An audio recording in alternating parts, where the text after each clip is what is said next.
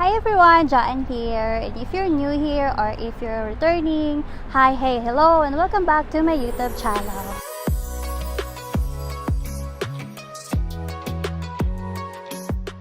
For today's video, I'll be talking about how to shoot in manual mode. If you're like most beginners, you probably shoot using your auto mode, but in order to truly get the most out of your camera, you need to learn how to shoot in manual mode. And once you have truly mastered shooting in manual mode, you'll have full control of the three major points of the exposure triangle: the aperture, shutter speed, and the ISO. So without any further ado, let's jump straight into the aperture. So what is aperture? Aperture controls the amount of light entering your lens and is responsible for the depth of field or the extent of the image that is in focus. So if you're aiming for a professional bird background or the artistic bokeh, which is my favorite thing to do in my portraits, your f-stop number should be in f2.8 or lower than that. Small f-stop number means large aperture, meaning said the more light reaches your sensor, the more of your background is blurred.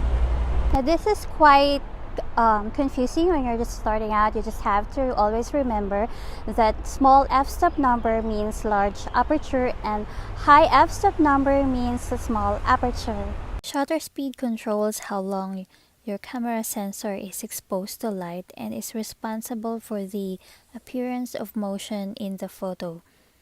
Shutter speed let in more light but make your image susceptible to blur and requires a steady hand or a tripod. Faster shutter speeds let in less light but can give you a sharper subject and an image less susceptible to unsteady hands.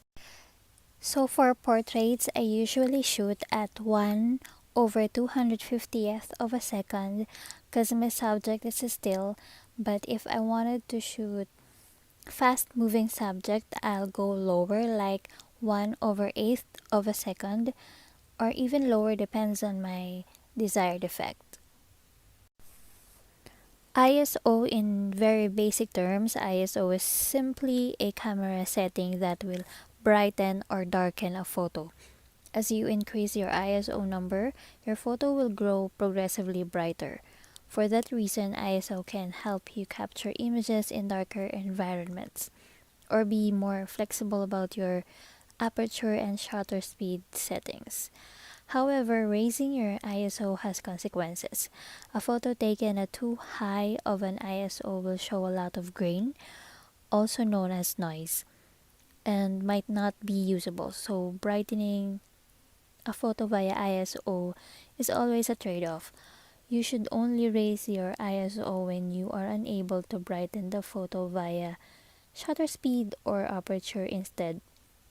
For example, if using a longer shutter speed would cause your subject to be blurry. The best way to learn is just do it. When you're starting out, understanding of how the different points of the exposure triangle play off one another may seem overwhelming at first, but shooting in manual gets easier over time.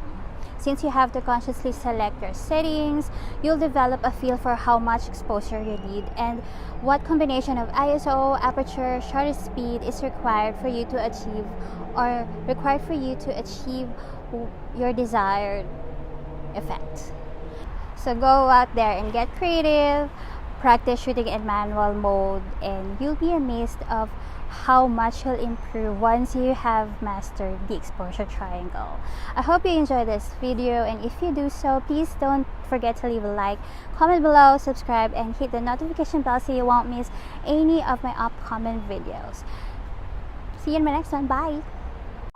The best way to learn is just do it. When you're starting out, understand that of ISO, aperture, and shutter speed is required for you to get your desired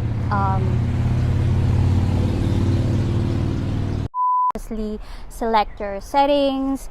You'll develop